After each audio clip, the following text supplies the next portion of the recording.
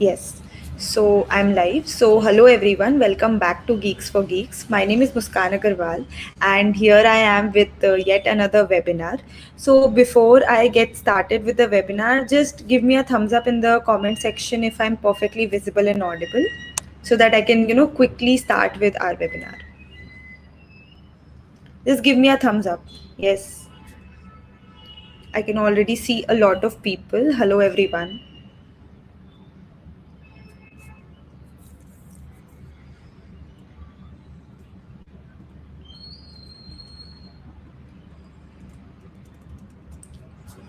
Yes. So a brief introduction about this webinar. So we are going to discuss about Java exceptions, how to do exceptional handling, and a lot more. We have Fenil with us today. He is going to, give insights on this topic. So yes, I'm really excited to be talking to him and, get to know more about Java exceptions and exceptional handling. So yes, I can see a lot of thumbs up. So let me just add Fenil to the stream. Hi Fenil, how are you? Hello everyone. Hi Muskan. I'm good. Thank you for the introduction. Yes. So before I start with my questions and we dive deep into the topic, can you give the audience a brief introduction about yourself so that they can connect with you better? Sure, definitely. So, hello everyone. My name is Fenil Shah. I am currently working as a software engineer at Pine Labs, and industry experience mostly into the fintech domain. And being an engineer, I always focus on logic building and following the standard coding practices.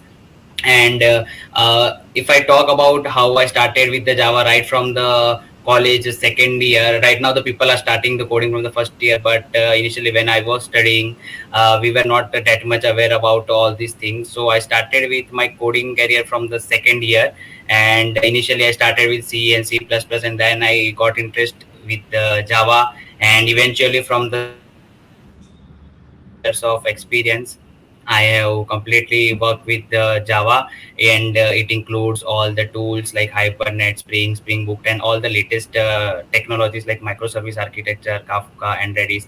And that all we are going to learn in this course. Yes, definitely. Also, guys, now as we're talking about the course, you like whosoever is watching this, stay till the end because we are going to give you a discount coupon so that you can just use it for availing the discount of rupees 2000 at the end of this course. So yes, stay till the end. I'm going to tell you the coupon code at the end of this webinar. So, my first question would be if you have to explain exceptions or exceptional handling to a 10-year-old, basically to a person who does not know anything about Java. So, can you explain how would you do so? Sure, definitely. Just let me share my screen. It would be more helpful. Sure.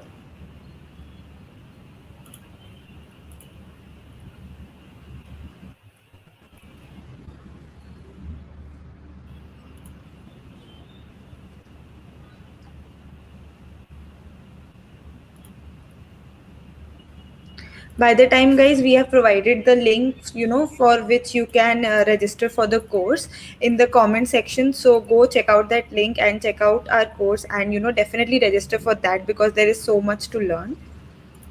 We have provided the link in the description box as well and in the comment section both.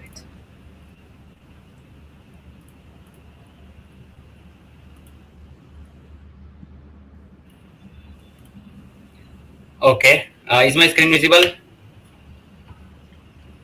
Yes, it is visible. Okay.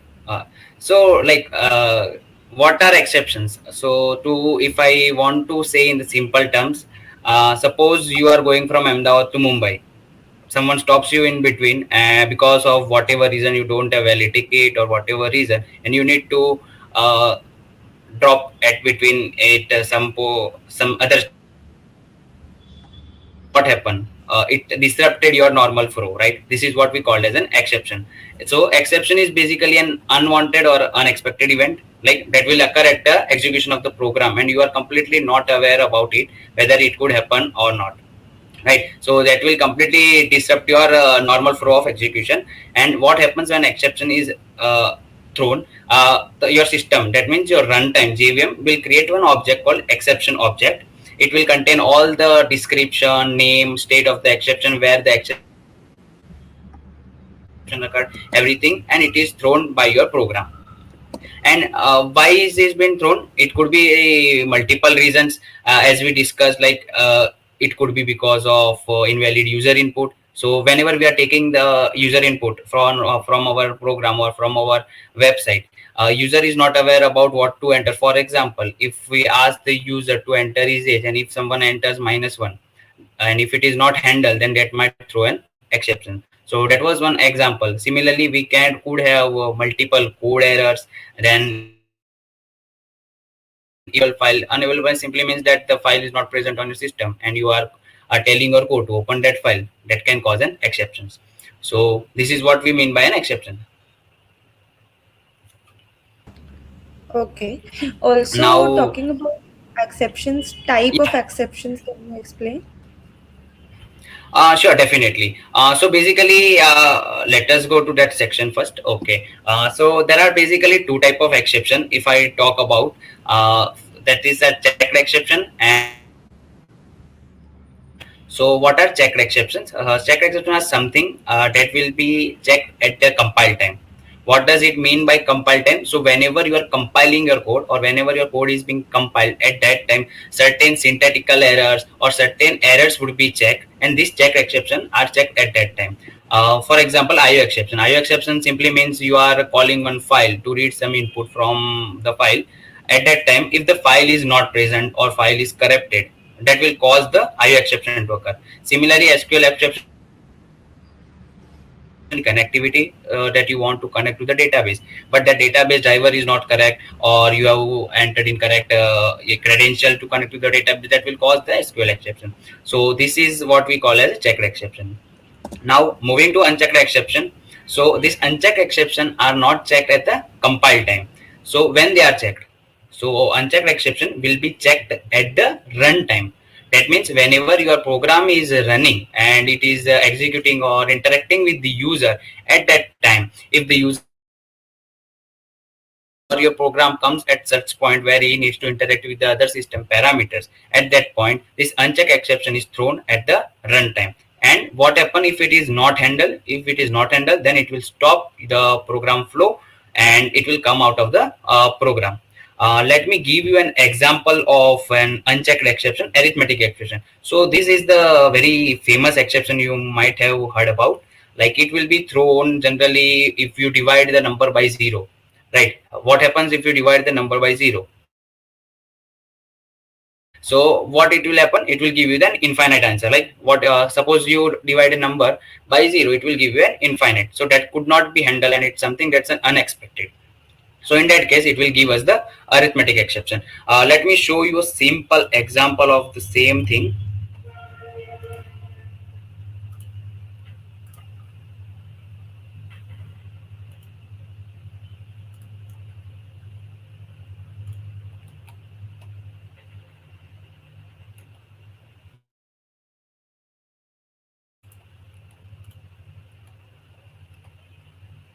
Is my screen visible to everyone?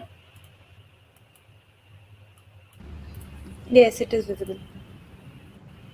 Yeah. Suppose we have written one program that shows your roll number after dividing by 100. Okay, so you divide a number by 100 and it will show you a number. Okay. So what happens if we are not handling it? For example, what my program is doing, my main method is called unwanted, and I am passing the 0 intentionally here. And what this 0 is being done, it is getting divided by 0. Okay, so it is getting divided by 100. So what will happen when the 0 is getting divided by 100? Let's see by running the program. What is happening here? It's showing me the exception. And what kind of exception is it? It's an arithmetic exception. It shows the description that it's divided by 0, and that's why it's being thrown. So stack trace. So this is what we are seeing is the stack trace, right? What is a stack trace? So stack trace maintains where your exception is being thrown, and it will maintain your complete call stack. from where it is thrown. So initially it is thrown at exception demo class in compute division method at 21st line, right? So initially it is thrown from here. From here it propagated to the main method at line number 9. So this is how exception is thrown.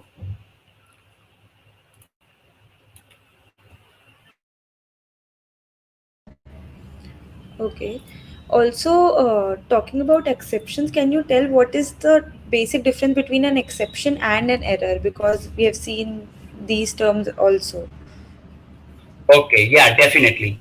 So, in simple terms, if we want to say error is something that you cannot handle, and we should not even try to do that, right? So, error is kind of a serious problem that the application should never try to catch, right? So, error is something that's the beyond the control of for example, your JVM runs out of the memory. What you can do? You can do nothing except stopping your program, right? Because that is something not in the hands of the programmer. Similarly, if memory leak happens or stack overflow happens or your program goes into the infinite loop or infinite recursion, so these all cases we refer to as an error, and this is something that is not in the control of programmer.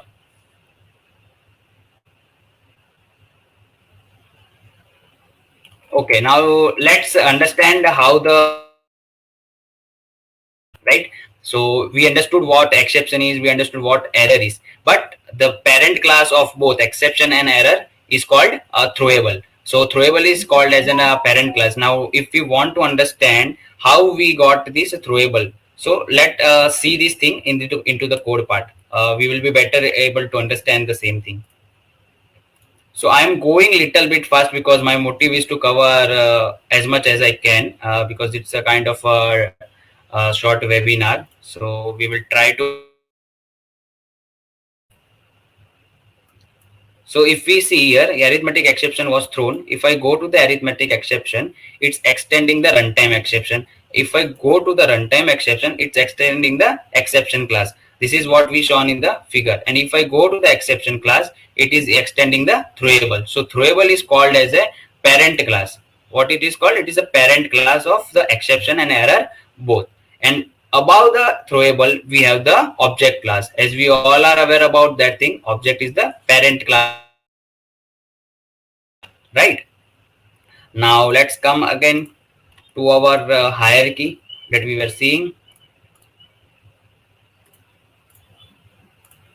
Yeah. So as we saw, object is the parent class of all the classes. Below object, we will have throwable, and under throwable, we will have exception and error both. Exception is something that is in our control, error is something that is not in our control. We saw that exception we have two things, checked exception and unchecked exception. So checked exception is something that will be checked at the compile time, and unchecked that will be checked at the runtime. Okay. So yeah, this is the basically an exception, a call flow or call stack that we saw, right? So generally what we have done in our main method, generally what happened in the like main method will be calling our compute division method, and at compute division method it got the divide by zero exception. So this was the method flow from down to up, but exception flow will be the completely inverse. So how the exception is handled? So what we will do, in the same method, is there anything that can prevent or catch this type of exception, right? If it is not present in this method, it will go back to the call stack. This is the call stack. You can consider as a stack data type that is maintained, and which will be having all the method calls and how the propagation flow is happening. So it will again come to the next stack and it will check the compute division method whether it's having any mechanism to control this or check this. If no, then it will go to the main method and check the same. This is how the call stack will work and find for the exception handling. Now let's see what is an exception handling and how it is being used, right? So exception handling is as we saw that we already show what are exceptions and what are errors. So if you want to handle the runtime errors and so that where the exception handling will come into the picture. So what is the use of it? So with exception handling, we can handle the normal program flow, right?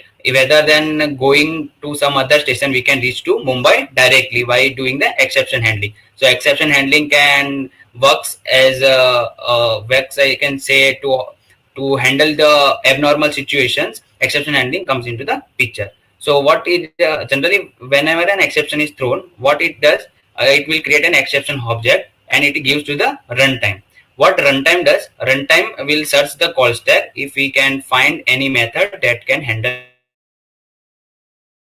that. If the system cannot find that method, then default exception handler will be called. It will print the exception and terminate the program abnormally, as we saw in the our code, right? And generally, to handle the exception, different type of keywords are being used. For example, try. So try keyword, what it is being used for, it is basically used for mentioning the writing the lines of code that can throw the exception. We will also see the short demo of how we can use try. And what is the catch? Catch is again used to catch the, as the name suggests, it is used to catch the exceptions. So whatever exception are being thrown into the try block will be catched by the catch block. So what is the finally block about? So finally, what finally block does? So finally block basically whatever our important codes we have written, such as the cleanup codes. So finally block is something that will be executed each and every time, whether the exception is happened or not, right?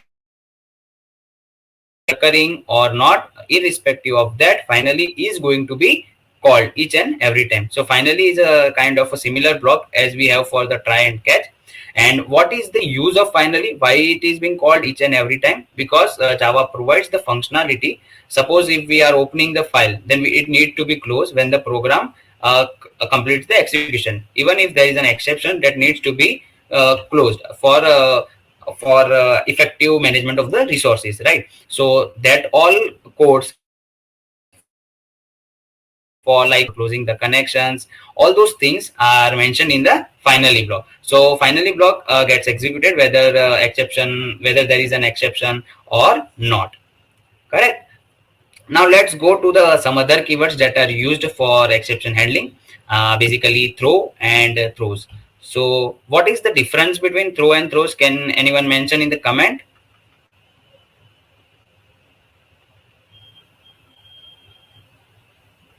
Okay, right. So basically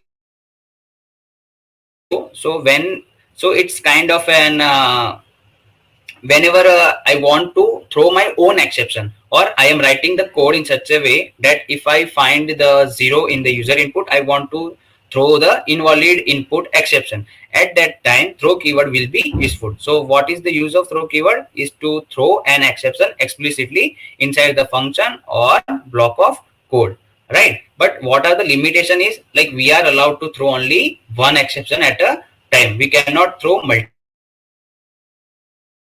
using the keyword.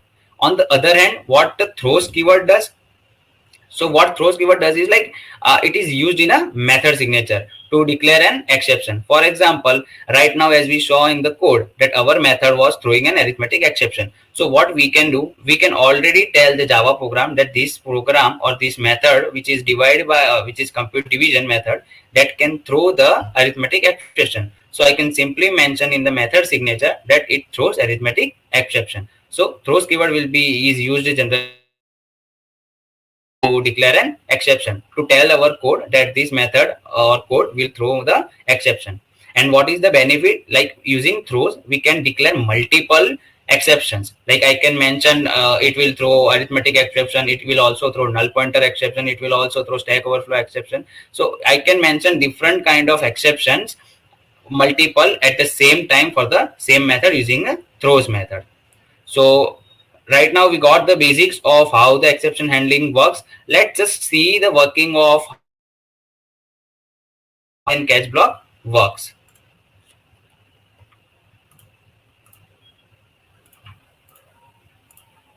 Okay, now let's come back to our code that we have written. I have already pre-written this code so that it does not take much of our time. But yeah, when we are going to our courses in our lectures, we will start from the scratch and write line by line so that we all are on the same page and we can write parallelly. Okay, now what I have done, so let's focus on the try block. Let me uncomment it.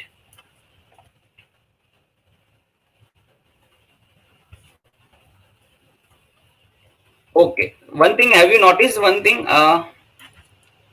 Suppose I'm closing the block here, still it's giving me error.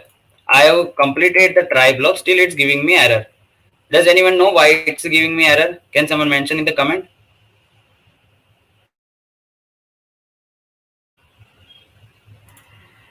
Yes, correct. So why it's giving error? Because try cannot exist independently. It should have ending catch or finally block. So now when I am uncommenting the catch block, the error goes, right? So this is my code. So what we are telling the code that compute division method is the method that can throw the exception. So I have mentioned that method or method call or code into the try block. And I have written the catch block. What catch block does is I am telling the catch block that whenever there is a arithmetic exception in the try block, you catch that exception and run my code. So what is the difference between the previous code and this code? What will be the advantage? A simple advantage would be initially whenever the exception was happening at the line number 10, my program was getting stopped and it was coming out of the flow. It was terminated basically. But now catch block, what it does, it will catch the exception and print few things and then it will continue the execution of my program. Right, initially when we are running the program, whenever there was exception, it was printing the reason and stopping the program flow. But opposed to that, when we are using the catch block, it will not stop the execution of the flow, but it will handle the exception and it will move ahead. Let's run the program and see the output.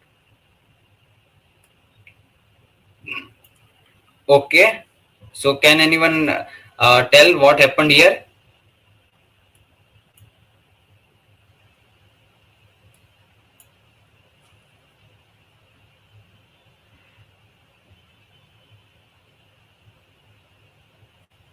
If you see how the program flow happened, the program from the main method called the compute division method and it came here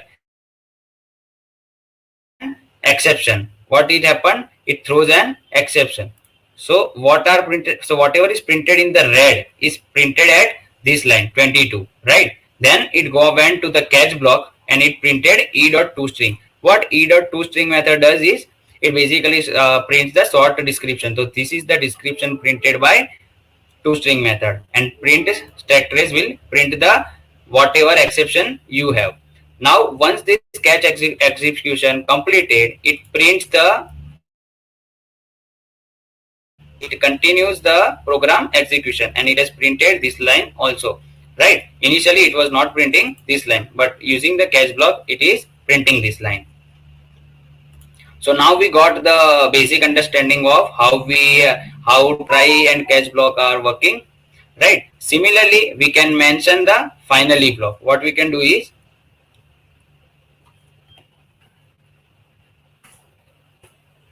we can mention the finally block.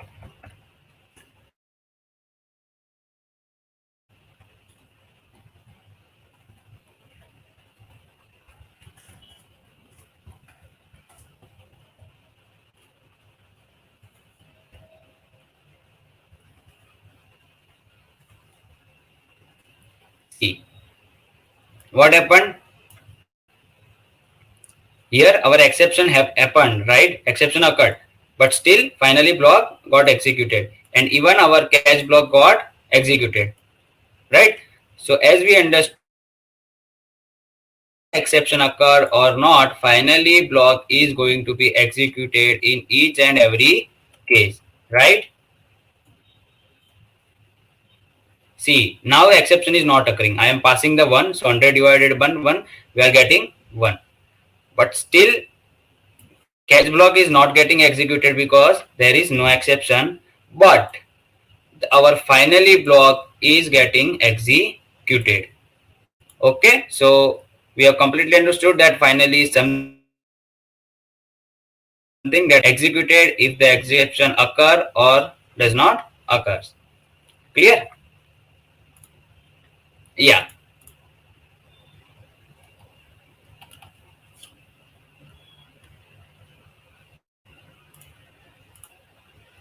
Yes, Manisha, you can move it.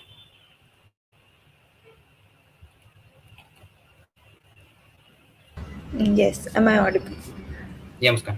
Yes. Yeah, you are audible. So I hope that slides help the viewers, whoever is there. And also, if you have any doubts, in whatever Fenil presented just now, you can ask your questions so that we'll wait for another 2 minutes so that if audience have any doubts to whatever you explained, they can ask you right now.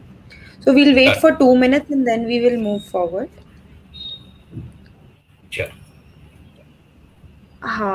Okay. So there's a question that how to create user-defined checked exception by using parameterized constructor approach.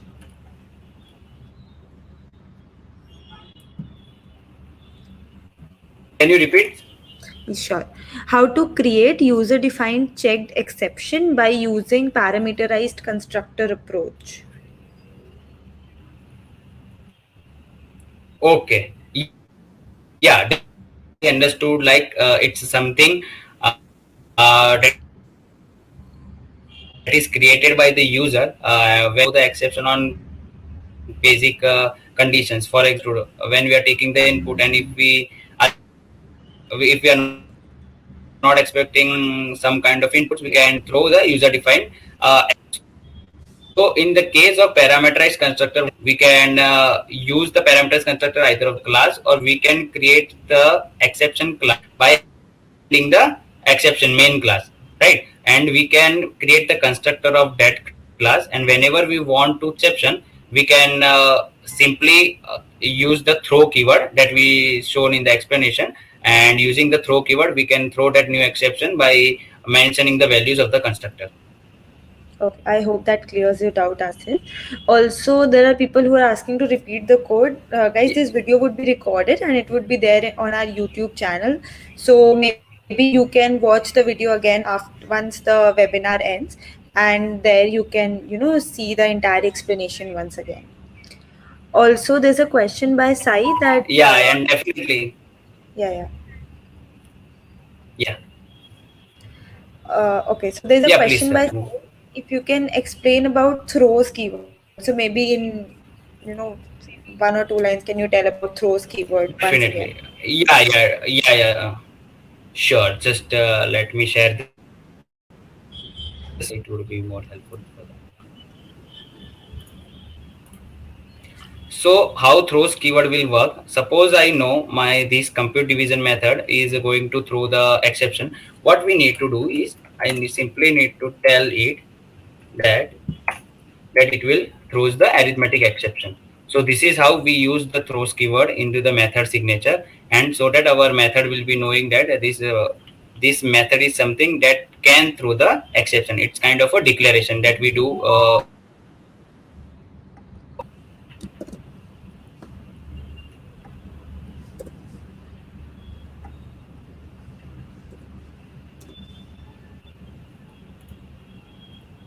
Yeah, Muskan. Anything? Next question.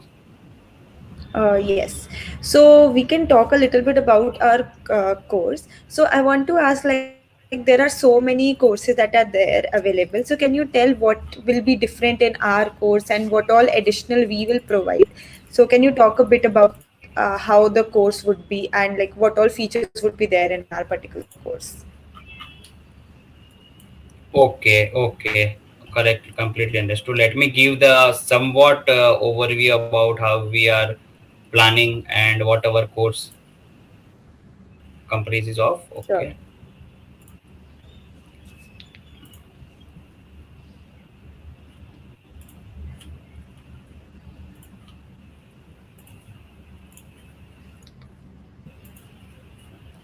Okay. So basically, what the difference between our course and the courses available in the market would be, we are basically starting from the basic to intermediate to the complete advanced level, a level that is something being used by the SD1 and SD2 levels, right? So it basically includes each and everything from right from the basic of Java OOPS to the microservice architecture, Kafka, Redis, and these are the few of the topics. If I quickly go over through it, like you will be understanding what are the OOPS, exception handling, collection basics. Then we move ahead with the file handlings and what are the threads. And here we also cover of multi-threading, the examples of the Java. Then we move to the how we are developing the web services with the Spring Framework and Spring Boot. And if you be aware, like Spring Boot is the latest tool that we are using for developing the microservice architecture, right? Then we will be developing the RESTful web services using both the Spring Boot and along with the MySQL. So after that, we will be learning the database connectivity. We will be covering the JPA, Hibernate, Spring Data. And the main advantage I would be saying, like we are also not only learning the codes, we are parallelly executing the codes. Yeah. So student will be developing their own projects. So basically, we are covering the two project. First will be the kind of a micro project. I can say minor project. It will be a kind of a microservice web app using the Spring Boot, Hibernate, and MySQL. So it will be a kind of a complete RESTful web API project. And other would be the complete kind of I can say a major project. So what would be the major project? So it would be a complete web app like of e-wallet.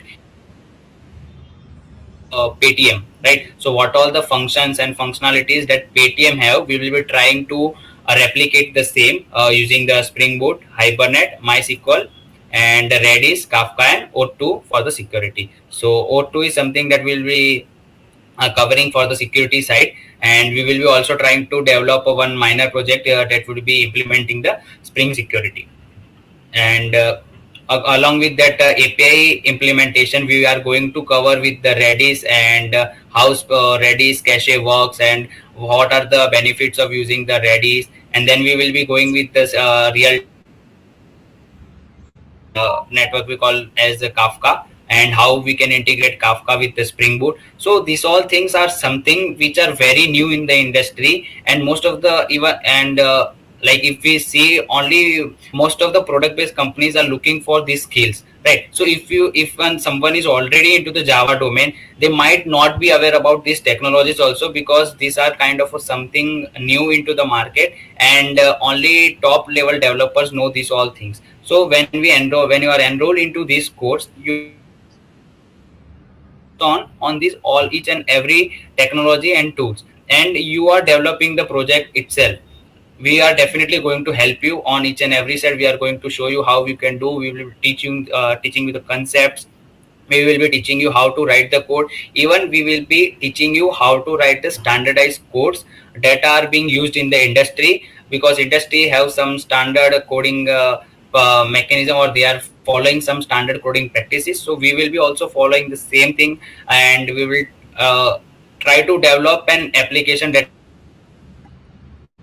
be released directly, right? So these all things we are covering in our course that I think rarely anyone can provide.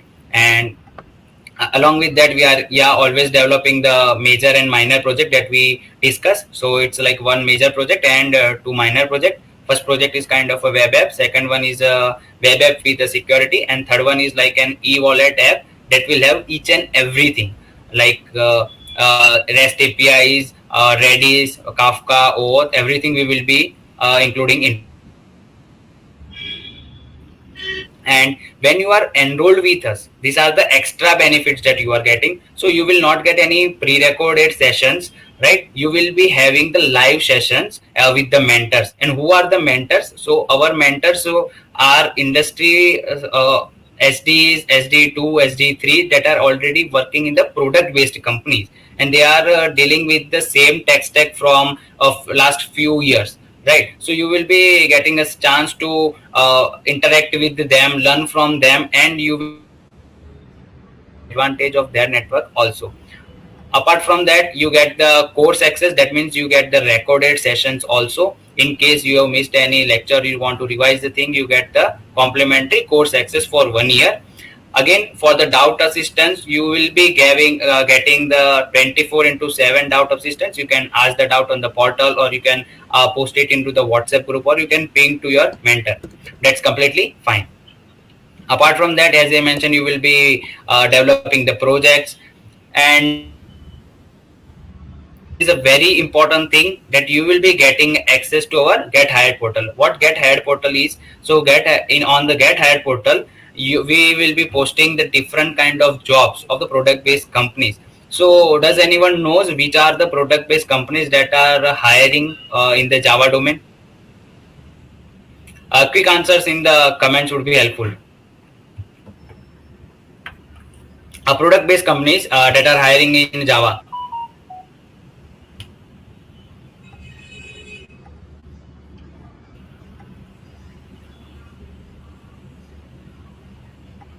Yes, correct.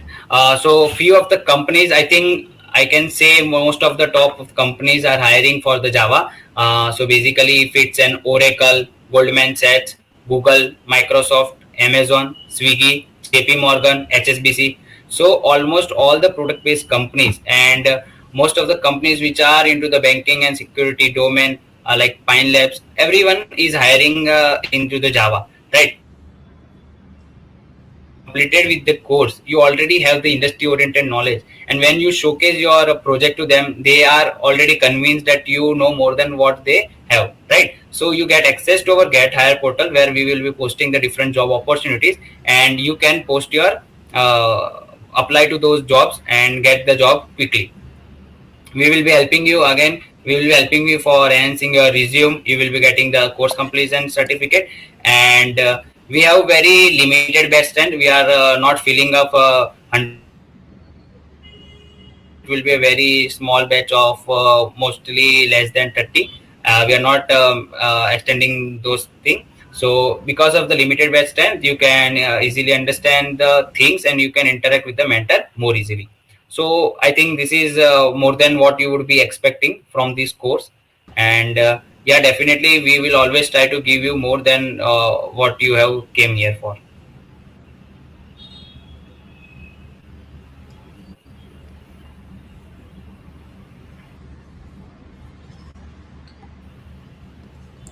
Yeah.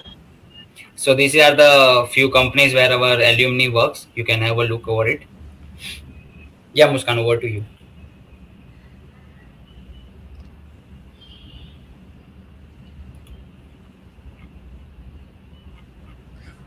I think your screen share stopped, Fenil, Yeah, yeah, I'm done with that. So actually, course curriculum with and the screen everything. share. Okay, fine. I Yeah, think if anyone this have course doubt, is we going to can be a take that. really extensive and, in which is going to give a very deep explanation about Java and various concepts used in it. So I think this is an opportunity that you people cannot afford to miss, especially if you are college going students. Also, this course is going to be very helpful if you are still in the IT industry. I think, a lot of doubts, as Fanil told, a lot of things would be discussed on newer technologies that you might not be aware about, right? So yes, even if you are a working professional or a college going student, you should definitely enroll for this course. Also, now I would like to thank you, Fenil, for coming to Geeks for Geeks and sharing about this course and, sharing insights into this course. So thank you so much for doing this. Thank you, Muskan and Geeks for Kicks for introducing me. Yes. Thank you. Yes, and as I promised you guys about the coupon code, so yes, now I'm going to provide the coupon code in the comment section. So I'm just going to type it out. Okay, yes.